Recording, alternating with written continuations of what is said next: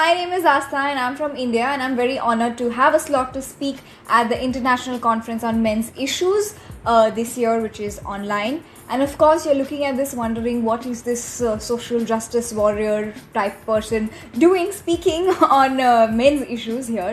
So a little bit about myself. I definitely used to be a social justice warrior-ish person. I used to be a very staunch feminist about 4 to 5 years ago. And the look stayed, but my way of thinking changed. So my story is a little less dramatic version of Cassie J's story.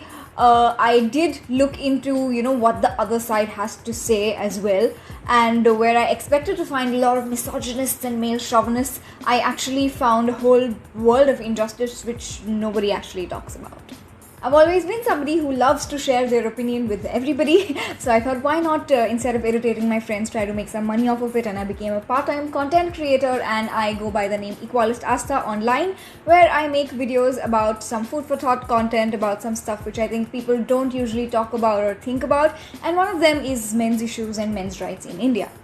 I don't consider myself to be a men's rights activist because I don't really do activism as such, and if you compare my knowledge to somebody who's deep within this field, my knowledge will be quite minuscule, so I don't consider myself to be an expert either. But what I am going to share today in this video is about what I have seen and what I have read and what I have experienced with the bombardment of mainstream media on me in regards to men's issues in India. Firstly, when people think of India, what comes to mind is that, it's a super patriarchal society where men probably have way too many rights to begin with, which is what I thought as well until I looked into the reality of things. According to the laws in India, men cannot be victims of any form of sexual violence or sexual abuse done on them by women. According to the laws here, men cannot be the victims of domestic violence. The issues which are not directly written into law but are often practiced is that fathers don't often get the custody of their children, any form of joint custody for that matter, in the case of a divorce. I made a video about this 2 years ago where I spoke to some of these fathers and what they went through, and I'm going to share a clip of it here right now. The audio is in Hindi but there are English subtitles to it, so you can follow through if you don't know Hindi. मेरा 8 साल का बच्चा है जो 7 साल से मेरे से दूर है। मेरी बेटी की उम्र मात्र 8 महीने है, जिसे मैं पिछले 7 महीने से नहीं मिल पाया हूँ। मेरी बेटी परी जो 2.5 साल की हो चुकी है और मैंने 2 साल से उसको देखा नहीं है। मेरी 16 महीने की एक बेटी है जिससे मैं 2 या 3 महीने में एक बार ही कोर्ट की तारीखों पे मिल पाता हूँ। 4 साल से मैं एक्चुअली ये चीज़ झेल रहा हूँ कि मुझे कोर्ट तक जाना पड़ा मेरे लीगल बच्चे को मिलने के लिए, और आज भी मैं उससे मिल नहीं पा रहा हूँ। भारत में कोई शेयर्ड पेरेंटिंग का कानून नहीं है। काफ़ी पिता अपने बच्चों को कभी नहीं मिल पाते हैं अपनी पत्नी से अलग होने या तलाक के बाद। 2.5 साल पहले की बात है, जब मेरा बेटा मुझसे दूर हो रहा था, उसको ये बात पता चला और उसने अपने आप को किचन में लॉक कर लिया, उसने अपने आप को बाथरूम में लॉक कर लिया, ये कहते हुए पापा I don't want to go outside without you, I want to live with you. और मम्मी ने मेरे खिलाफ क्या क्या उसको बोला हुआ है, उसका पापा जिंदा है या नहीं है, या मेरा बच्चा मेरे को जानता है या नहीं जानता। एक फादर अपने बच्चों में वो बचपन ढूंढता है अपना, और वही बचपन मेरे से और मेरी बेटी से वो छीन लिया गया। ना कोई फ़ोटो, ना कोई कॉल, ना कोई WhatsApp. I am very much eager to meet my daughter. मैं जहाँ भी उसको मिला हूँ, जहाँ कोई भी बाप अपने बच्चे को शायद नहीं देखना चाहेगा, आइदर कोर्ट और police station. My wife is suicidal. She is suffering from TB. कोई भी लीगल केयर टेकर नहीं है उसका। Even मेरे in-laws have denied to take care of my daughter as well. ना तो समाज इनके साथ है और ना ही कानून। Even after getting the court orders, मैं बच्चे को नहीं मिल सकता, just because I am in mercy of her mother. वो मुझे क्लियरली चैलेंज करती हैं कि नहीं मिलवाऊंगी, जो करना है कर लो। मैंने उन्हें बेटी से जब मिलवाया तो उसके बाद उन्होंने मुझे कभी भी मेरी बेटी से वापस मिलने नहीं दिया और मेरे ऊपर फेक केसेस डाले गए। हाल फिलहाल की एक फ़ोटो में जिसे मैं देख पाया था फेसबुक के थ्रू, मेरी बेटी के दोनों हाथों पर प्लास्टर चढ़ा हुआ है। इसे देखकर मैं बहुत ज़्यादा विचलित हो गया तथा सरकार पर भरोसा करते हुए, कानून पर भरोसा करते हुए मैंने कोशिश की, नेशनल हेल्पलाइन नंबर 1098 पर कॉल किया, लेकिन मुझे वहाँ से भी कोई लीगल हेल्प नहीं मिली। वो बच्चा जब मुझसे इतना अटैच रहा है और मैं उससे अटैच रहा हूँ, उसको मुझसे मिलने नहीं दिया जा रहा बराबर से, और ये तब हो रहा है जब कोर्ट के विजिटेशन ऑर्डर्स हैं। लॉयर ने बोला कि 5 साल तक आप बच्चे के लिए कुछ नहीं डाल सकते, क्योंकि उन्होंने एक फॉल्स केस मेरे बच्चे को उठाने का केस लगाया हुआ था, तो उस वजह से मैं भी डरा हुआ था। मैं बताना चाहता हूँ कि मैं अपने बच्चे के लिए लगभग 2 साल से स्ट्रगल कर रहा हूँ, उससे मिलने के लिए, उसको गले से लगाने के लिए, उसके मुंह से पापा शब्द सुनने के लिए, जो मैंने आज तक सुना नहीं है, जो हर फादर अपने बच्चे से सुनने के लिए उतारू रहता है। और मतलब मेरे पास अपनी बेटी को देखने का कोई ना जरिया है ना कोई कुछ है, बस सोशल मीडिया के थ्रू जो मेरी वाइफ ने फेसबुक पे अकाउंट वगैरह बनाए उनमें फ़ोटो अपलोड करती है, उस बहाने से मैं छोटे छोटे फ़ोटोज़ निकाल लेता हूँ और घर में फ्रेम में लगा के रखता हूँ उन्हें। बस रात को उनको देखता हूँ और रोता हूँ और तड़पता हूँ। उनको जो पिता का प्यार मिलना चाहिए वो सब नहीं हो पा रहा, वो लोग तरसते हैं अपने पिता का प्यार के लिए। बिगेस्ट फेयर है मेरा वो ये है कि शायद वो अपने पापा को भूल ना जाए, वो ये भी ना याद रख पाए कि मेरे पापा कैसे दिखते थे, कौन थे मेरे पापा, कैसे थे मेरे पापा। ये मेरा बिगेस्ट फेयर है। Moreover, the misuse of law is also a big factor. There are certain laws about sexual crimes, about domestic violence, about dowry harassment, which are put in place for the benefit of women. But filing false cases and misusing these laws is not unheard of, and lawyers giving scripts to their clients to recite for a false case and get all of that money, that is not unheard of. The solution, though, I think is not to repeal these laws, because it actually does help a lot of the women who do go through these issues. But what men's rights activists constantly talk about is about amendment of these laws so that the chances of misuse really reduce, and so that equality is actually put into these laws, where in the case where the woman is the perpetrator and the man is the victim actually does get justice. Right now, that's not the case for a lot of them. One such law over here is Section 498A, and I'm taking the name of it because it is very, very widely spoken about. The intention is to use this law when a wife, she has faced cruelty from her husband or from her husband's family, which drove her very, very close to suicide. But there are a lot of talks about misuse of this. In fact, Deepika Nayan Bhardwaj, she made a whole movie about this called Martyrs of Marriage, which I think now is available on YouTube to watch, which would provide you with a lot of detail. It's a whole documentary. Although no such law exists, if a wife has, really cruelly treated her husband, driving him close to suicide or actually even dying by suicide. There are cases where men have shared in their suicide note their plight with their wives, and that, their wives and the behavior was a big factor in them actually going ahead and doing such a thing. Still, no action has been taken. It's just there. I think the bigger problem also is that men themselves here are barely aware of these issues, and even if they are aware, I don't think they care that much about these issues. As women, we are taught about the crimes that can be committed against women from the very beginning. We are taught how to try to avoid these things and how to look out for these things, but men not really, is what I've noticed. This one time I actually went out on the street and spoke to a couple of men about Section 498A. Obviously, everyone doesn't know a particular section from the law. That's not our daily job.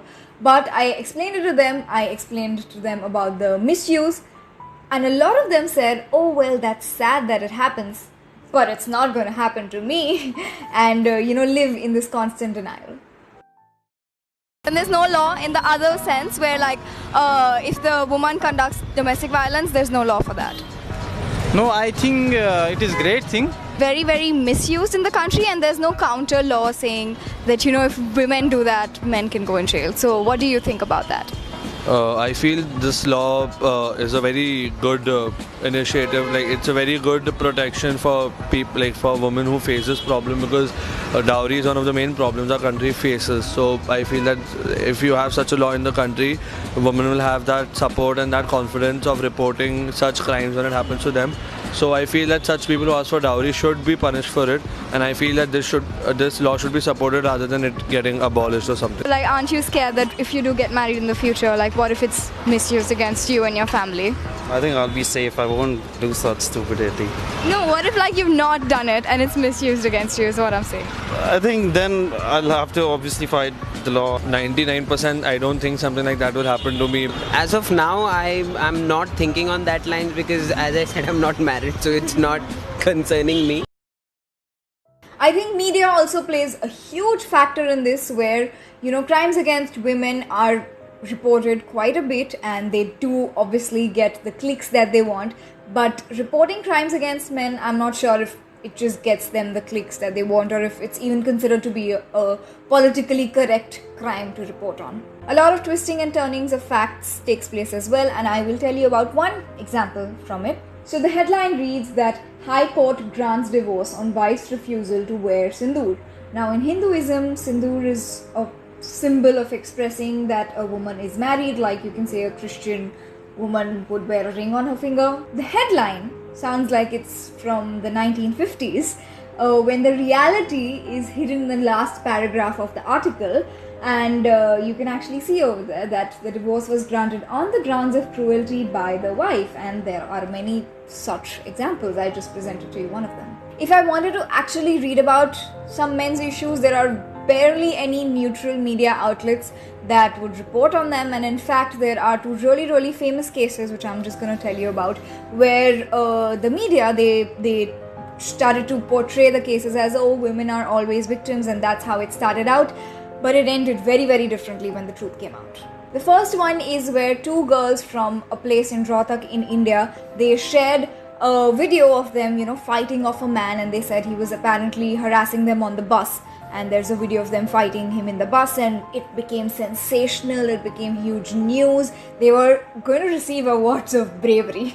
Days later, when somebody cared to actually ask him about this whole thing, he had something entirely different to say, and a lot of other people on the bus who were there with him, they agreed with him, and they actually said that this was not to do with sexual harassment at all. This was to do with the fact that he was sitting on a seat which he had paid for, and they wanted to take that seat which they had not paid for, and that's what led to the whole fight. And the video starts after the argument, where it's just a fighting scene, so you can't really know what it was.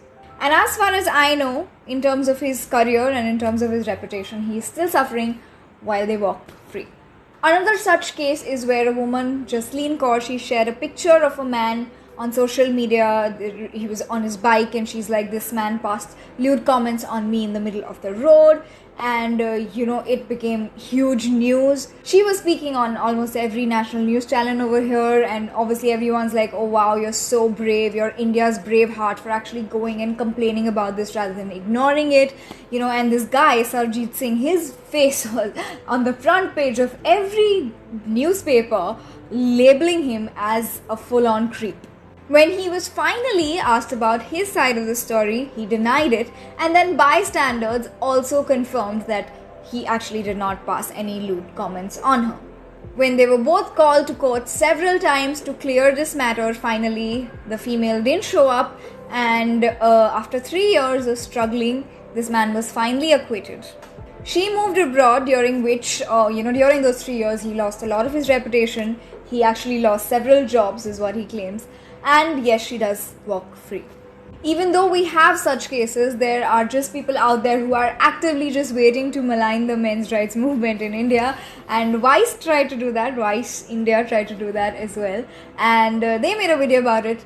And I made a video about it. And I'm going to share some clips of that here as well. If you haven't seen the video, the link will be in the description, you can go see it. But regardless, this is my take on it. The first thing is that from the very beginning, there's just a mention of handful of cases, okay? Under these new laws, some men are claiming that false accusations from women are making them unfair targets. But it's true that since these gender equality laws have been put into place, there have been a handful of false accusations.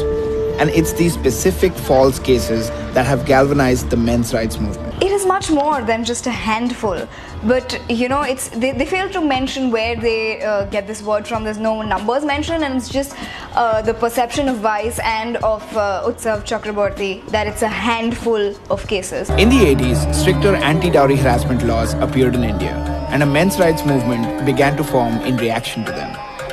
And in the last few years, the movement has gained huge momentum following a surge of anti-rape and anti-sexual assault legislation. So this is what I call like really, really bad journalism. Even if you do literally one Google search, you would know that the men's rights movement is not to do with it's the biggest straw man argument. That men's rights activists want dowry to be legal, men's rights activists want rape to be legal. But it's about the misuse of the laws which exist, about fake cases which exist.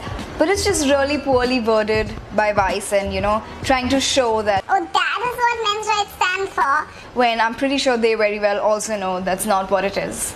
And looking to men's rights organizations around the world, it's pretty clear the formula to start a movement.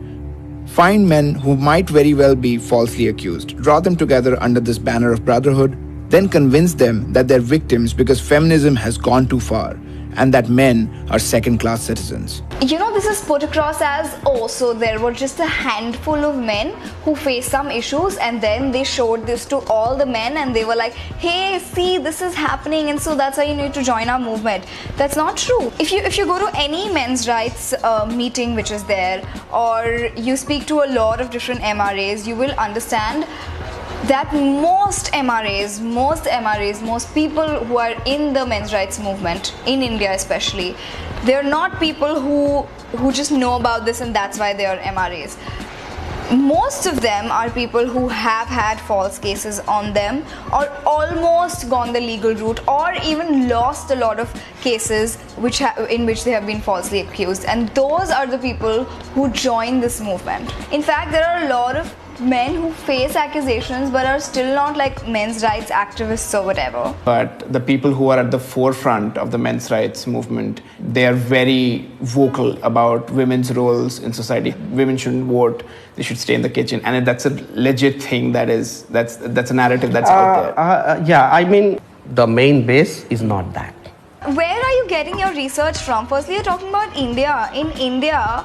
In free India, women were always allowed to vote. In the first general election in 1951, women have been allowed to vote in free India since that time. Where did he find these men who are at the forefront of the men's rights movement, who want women to be in the kitchen and not to vote? I absolutely do not understand. Where there's no examples mentioned, nothing, because there isn't anybody like that, especially at the forefront. According to the National Crime Records Bureau, there are actually over 330,000 crimes against women in India every year. So I took sociology in school, and one of the first things that we learnt is you can't say if a number is more or less or whatever just by having that number. It has to be compared to something else. So here they have shown the data which is to do with assault on women, but at the same time they have not shown it to any data to compare it to any violence against men at all. Also, they have failed to mention the biggest base of the men's rights movement in India being like there is no law for domestic violence, rape, etc. if it's done against a man in this country. So they have not even mentioned that it would be very hard, next to impossible, to get this data about violence against men. But they've clearly shown, see, women have all this, but whatever, we won't show you this side of the story. Also, in fact, for the same, I did speak to Anil from Save India Family Foundation, who Utsav Chakraborty also spoke to. So this interview of mine with Vice, okay, it went for around more than 1.5 hours.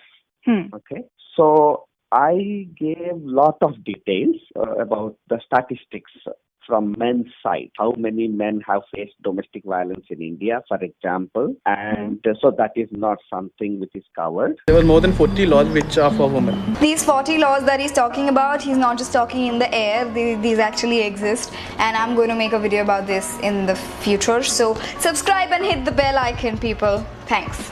They believe that a lot of laws like the dowry laws and the domestic violence laws are framed in such a way that men are immediately considered as the perpetrators and never the victims. Look, that's just a widespread myth, partly created by these men's rights associations. If the myth was widespread enough, wouldn't the laws be gender neutral already? There's no mention in the documentary about the actual laws which are anti-men, about the laws the n number of laws which are actually not gender neutral. What are you trying to document in your documentary?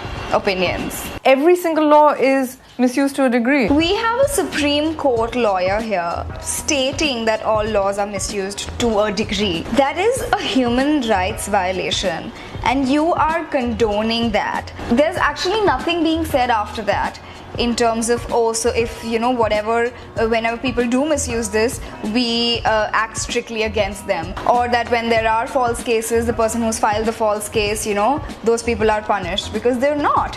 All the people who are suffering due to those misuse of laws, due to that human rights violation, what do we have here for them? So when I was told about this guy, I thought he would be a proper men's rights activist, like, you know, all women suck. He's definitely mixed up with the men's rights movement, but he's just a guy who's in trouble, and he's doing what he can to get his daughter back.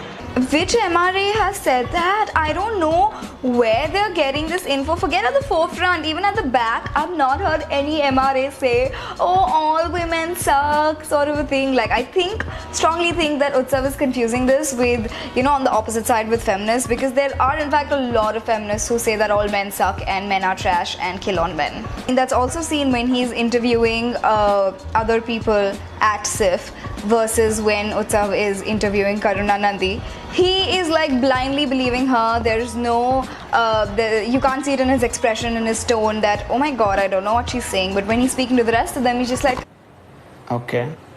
His chances are good, since the conviction rates for any of these crimes is extremely low.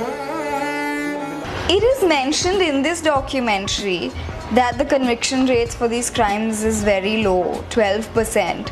So isn't that in itself showing the huge amount of false cases that does exist? Like, doesn't mean that the rest of them are all false cases, but still, when for 498A especially, it's the lowest conviction rate, there has to be some background story, a big background story of false cases over there. But like, Vice doesn't care about that part of it. But I also see the threat that SIF and the men's rights movement here poses to the progress of much needed women's rights.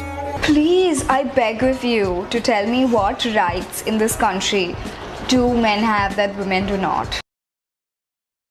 The irony is that sometime after this video by Vice was released, the host of this show, Utsav Chakrabarti, he faced a lot of allegations of sexual misconduct in India from several different women, and it was actually the start of the Me Too movement in India. Later on, a year after all those allegations came out, he did deny them and he tried to share proof, and that's kind of where it ended.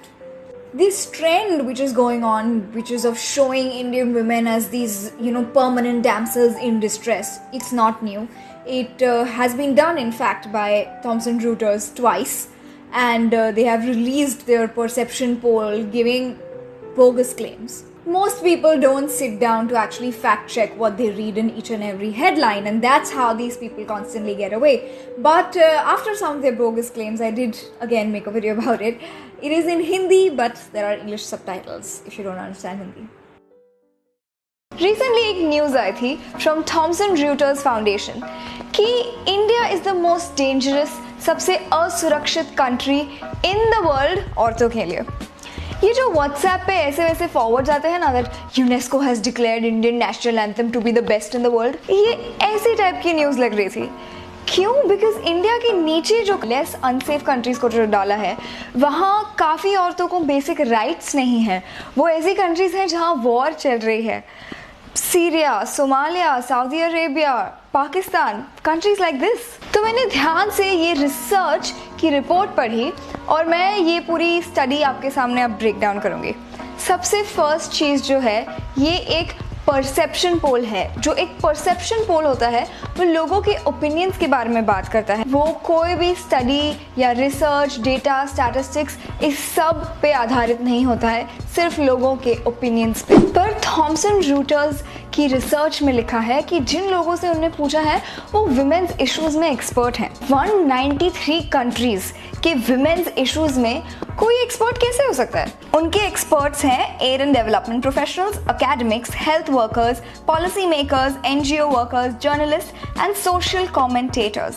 जैसे आप एक चीज देख लीजिए, health workers अपने country में या जिस भी कंट्री में वो काम कर रहे हैं वहाँ के विमेन्स हेल्थ इश्यूज के बारे में एक्सपर्ट हो सकते हैं, पर इतनी सारी कंट्रीज जिनके बारे में पूछा है, हाउ? और अब ये भी देख लो, सोशल कमेंटेटर्स। मैं खुद एक सोशल कमेंटेटर हूँ, तो अगर मेरे फॉलोअर्स बढ़ गए, मेरे सब्सक्राइबर्स बढ़ गए, तो क्या जो भी इश्यूज के बारे में मैं बात करती हूँ मैं उसमें एक्सपर्ट बन जाऊंगी?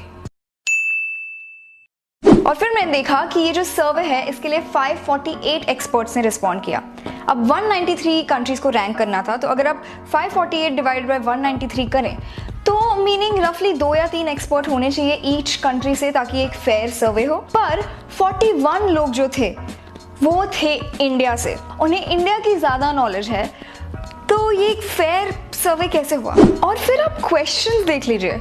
पहले तो कहा है कि जो भी 5 टॉप मोस्ट डेंजरस कंट्री है अकॉर्डिंग टू यू, उसका आप नाम दे दीजिए, और फिर उसके बाद क्वेश्चन का format, in your view which country is most dangerous for so and so, हर एक कैटेगरी के लिए। तो फिर ना तो बोला है कि सारी की सारी 193 कंट्रीज रैंक करनी है, और ना ही बोला है इस क्वेश्चन के हिसाब से कि आपको कोई एक्सप्लेनेशन देना है फॉर योर व्यू, बस कंट्री का नाम दे दो एंड दैट्स इट। 2011 में भी ऐसा सर्वे किया गया था जिसमें इंडिया का रैंक नंबर 4 आया था, पर तब ये एक इमेज उन्होंने निकाली थी जो काफ़ी वायरल हो गई थी, और अगर आप एक्चुअल में ये डेटा को रीड करेंगे तो सच में हंसी आ जाएगी। ऑल द 3 स्टैटिस्टिक्स जो मेंशन्ड है, तीनों की तीनों इनवैलिड हैं। लोग यहाँ एक ऐसी ऑर्गेनाइजेशन को बिलीव कर रहे हैं जिन्होंने 2011 में बोला था कि 100 million people, mostly women and girls, are involve in human trafficking. 2011 में जो वुमेन पॉपुलेशन थी वो अराउंड 600 मिलियन थी, तो मीनिंग 1 in 6 गर्ल्स। ये जो 100 मिलियन नंबर है वो farmer home secretary Madhukar Gupta ने एक बार अपने एक स्टेटमेंट में बोला था। इस पे कोई रिसर्च नहीं था, कोई सर्वे नहीं था, कोई डेटा नहीं था, it was just a statement. और इनफैक्ट मैंने डिस्क्रिप्शन में एक लिंक डाली है जो दूसरे एस्टिमेट्स देता है ऑफ मच स्मॉलर नंबर्स। दूसरा जो यहाँ स्टैटिस्टिक है वो है कि 44.5% of girls are married under the age of 18। ये जो स्टडी है उसका लिंक मैंने डिस्क्रिप्शन में डाला है, बट यहाँ लिखा है that it is a 2010 study, जबकि ये 2005-2006 की स्टडी है। सेकेंडली मैंने फिर इंडियन कंसेंसस रिपोर्ट देखी इन 2011, और उसके हिसाब से द नंबर इज़ ओनली 3.7%। तो मैं इस स्टडी को मानूं जो एक सैम्पल साइज के साथ है, या एक्चुअल इंडियन कंसेंसस को? और जो लास्ट स्टैटिस्टिक है, 50 million girls are missing when in the last century. 100 साल के डेटा की ये बात कर रहे हैं। और ये जो कंपनी है यूनाइटेड नेशंस पॉपुलेशन फंड, जिनसे इन्हें डेटा डिराइव किया है, वो कंपनी बनी ही 1969 में थी। वो कंपनी इंडिया में कब आई थी ये मुझे नहीं पता। 1911 का डेटा ये कंपनी के पास कैसे हो सकता है? मोर ओवर इंडिया को तो इंडिपेंडेंस ही 1947 में मिली थी। तो थॉमसन रूटर्स एक ऐसी ऑर्गेनाइजेशन है जिसने 2011 में भी बहुत ही अनरिलायबल डेटा पब्लिश किया था, एंड इवन टुडे उनका जो परसेप्शन पोल है उसकी पूरी डिटेल्स वो सबको रिवील नहीं कर रहे हैं। I feel that the purpose behind some bogus claims and trying to show women constantly as victims and to keep them in a lot of fear that, oh, you're in India, you're totally too unsafe to even step out of your house ever. That is done so that the more some people are in fear, the easier it is to have more and more one-sided laws. That's how I put 2 and 2 together. I don't know the actual reality that goes behind it. Do women face issues in India? Of course. Nobody's denying that. But I think women's issues are far more social than legal at the moment. I think that some of the goals of the men's rights movement and of the feminist movement in India are, you know, quite similar, but instead of working in harmony, they just get lost in arguments. MRM and feminism would love for there to be more and more independent career women. For men, the benefits would be in the alimony issues and in the issues of them being treated like ATMs, and for women it will be the independence of living life on their own terms. MRM and feminism would love for everybody to not view women as the sole caregivers of the family. For men, that will be really beneficial in courts when it comes to custody, and for women it will be really beneficial in their careers. MRM and feminism both want equality, which is what they claim again and again. What men here have been asking for is a men's commission, like we have a women's commission which works in the interests of women and discusses women's issues. They just want a men's commission like that to make things better. And women want to change the way society perceives women. So you get what I'm saying? That's why I honestly think that the men's rights movement and the feminist movement in India can actually go hand in hand. But you know, they fight in the West. You'll all fight in the West. So maybe people just want to replicate that over here, continue on with that fight between feminists and men's rights activists. There are several issues I barely touched upon, like the alarming suicide rates of men in India and about the rape law, which another documentary is going to be released by Deepika Nayan Bhardwaj soon called India's Sons, so you can check that out when it comes. I also barely spoke about the rising misandry over here, which is also copied off from the Western feminist movement. But whatever I did speak about though, I hope it helped you understand the grave issues that exist over here for men, and also the bigger issue that barely anybody is talking about it. For whoever is still here, thank you so much for watching till the end. And if you want to find me anywhere online, you can find me under the name Equalist Astha, and bye-bye.